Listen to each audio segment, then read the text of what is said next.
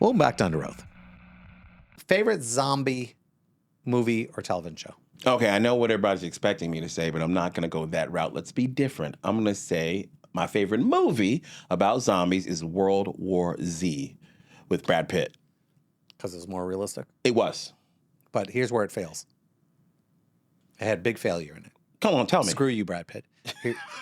Here's the weakness. Zombies are Talk moving to at me. like 90 miles an hour. They were. They were moving. Until They were moving. Brad Pitt is in this like medical room Mm-hmm. and the zombie's walking real slow. And he's able to sneak past the zombie going real slow and everything else like that. Mm-hmm. Zombies they become mummies when they're in a closed They become petrified almost because of they have. and this is exactly happens in alligator movies and shark movies. The shark moves ridiculously fast until Yes. the hero is swimming. Then it gets really slow. Then somehow the shark, like the Meg 2 and the Meg 1, somehow this thing, he can eat a ship but can't catch a jet ski. Okay, so we're and a helicopter. In his defense, it was a really nice jet ski. Okay, Got it. So I agree. It was more realistic, but they had some weird moments, and it's hard for me to appreciate. I loved how fast it moved in this aspect. The infected. Like, you kind of got the idea, the sense of how quickly this thing was spread if there really was a zombie apocalypse. Like in the plane, that was a great example. Remember in the plane? They're in the air, and it starts with one fast. dude. Yeah, it was literally like 5 minutes, everybody's infected. It was great. Yeah, but we wouldn't change that fast. I mean, maybe we could. We would. Yeah. Here's the thing. I'm going to cheat this. I got to cheat it a little bit. Okay. Because there's TV and there's movies. Yes. Okay. I'm going to go with the original Zombieland. Oh, okay. I'm gonna go with the original Zombieland because there's some humor in it, and I appreciate it. And Woody Harrelson was fantastic in it. He is. And I love how they break out the zombie rules, and more people get killed on the toilet. And That would be true, though. yes, That would be and they true. talk about eating and what you would do, and it was more like what we would do. It was rules. in reality. Yes. What rules would you What have? would it take for me to survive, and what type of person would survive? Not the best kind. Yes, no. That's the thing about it. The ones who can't survive it. in regular society would Yes. survive Yes. in Zombieland. Yes. That's what no one talks about. You know, so that for me, that was I love that. I love how Bill Murray was faking he was a zombie. and got That shot. was beautiful. You know, Bill, you're still number one with me. Amen. You know, you're not the Columbus of movie actors anymore. No. You know, I still love you. I see you. Okay, you have inspired generations of fantastic actors to do fantastic things. Absolutely. So, Bill, that movie, you rock. He did. Definitely did. All right, now I got to go TV. Gotcha. The Zombieland's a good one, though. Zombieland for me, I could watch Zombieland a gazillion times. Me I too. can't watch and I anything have. else. And I have seen that. Times. I got to go with I know it's generic. I know people are going to go, Jeff, that's not a stretch. I've watched a lot of the Korean zombie stuff, which I think is a lot of fun too. They are. But subtitles, you know, it's a problem with me because then I lose the scare tactic when You're reading I'm it. reading because Yeah. it happened above the line. But there's a lot of great Korean dramas that have zombies, which are great.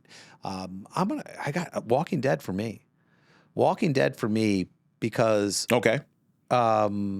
I can't knock it. I met mean, Robert a couple times, the guy Yes. who wrote the book. Ridiculously nice guy, talented guy. I love the idea that anybody could create something and it become just this massive thing. And let's explain that really quick for people who don't understand what you're talking about. Robert Kirkland created, he's the writer for Walking Dead, the comic book. The through comic Image book. It Comics. started out as a comic book for people who Yes. don't know. And it blew up and it was so big and people go, well, and then what was the station it was on?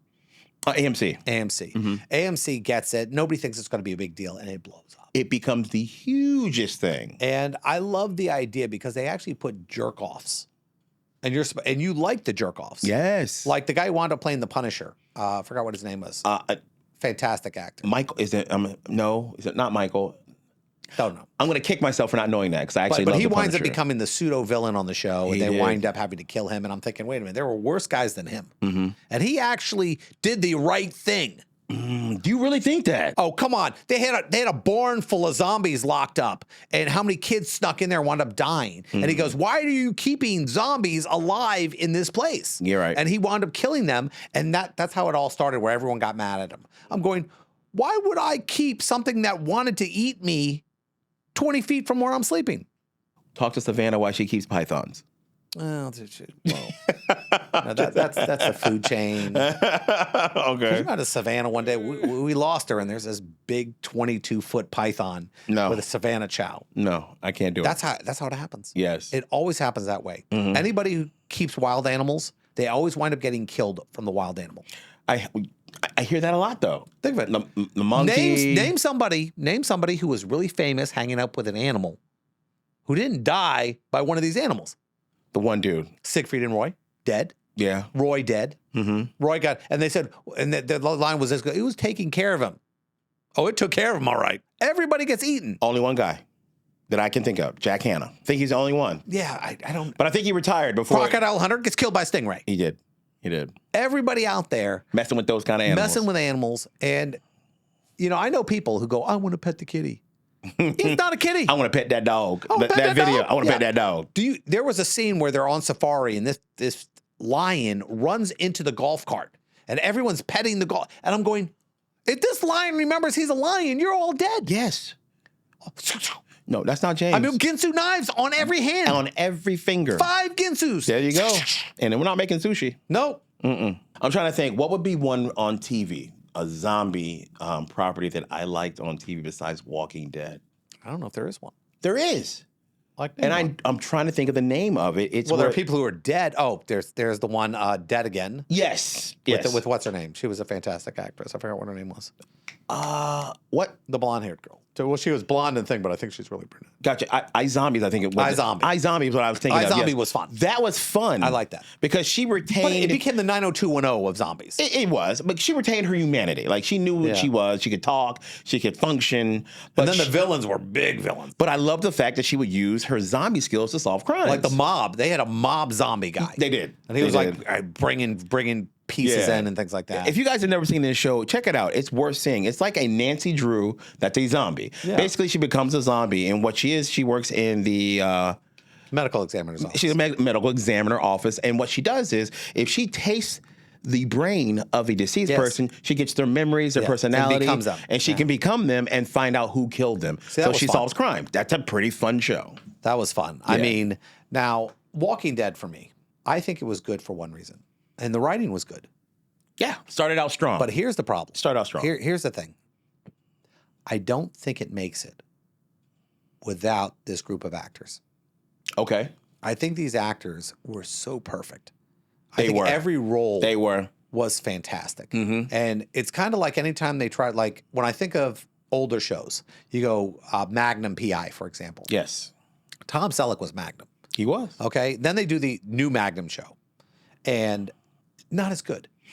No. Not as fun. And Higgins is a woman, and you're trying to screw around. And you take the dynamic out of characters that are so fantastic. Like even like Quantum Leap is a good example. I remember that. I Yeah. love Quantum Leap, and the new guy from Quantum Leap, he's likable. Yeah. He's likable. They surround him with people that are unlikable, Yes. but they get this generally nice guy. So that's the only time I think when you do a sequel that you're going to, okay, that works out. I mean, think of Wild Wild West, Ah, I do. the TV show, in comparison to the movie. Oh my God. Don't even. Oh, night and day. The movie, it was so weird because I'm going, you took this likable character in James West and you wrote him so poorly. And Will Smith could have played a great James Yes, West. he could have. Yes. But they I don't know what they were trying to do. It felt like they were trying to make a combination between the Fresh Prince Yep. and this guy. That's exactly what they tried to do, but failed miserably. Why did they need to do that? They didn't have to make him be so cool. You know, who reminds me? Kevin Smith did a movie with Bruce Willis. And Kevin Smith walked out to give Bruce Willis tips. And he goes, hey, you know when you were in Moonlighting, could you do that?